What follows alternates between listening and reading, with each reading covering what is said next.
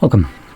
In front of me is a Blackview A200 Pro, and today I'll show you how you can enable power saving mode on this device.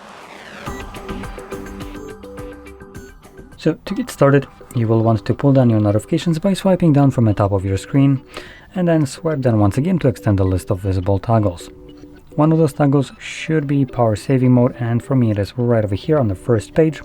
Once you see yours, you can simply tap on it and then choose turn on. And that's it. It changes the color of your battery right here to indicate that it is running, and doing a couple additional things in the background to preserve battery.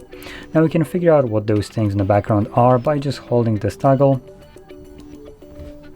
and it kind of gives you this list right here.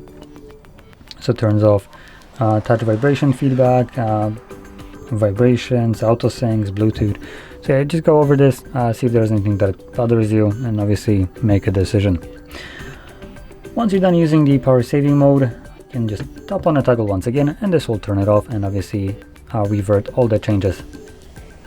Now, with that being said, if you found this very helpful, don't forget to hit like, subscribe, and thanks for watching.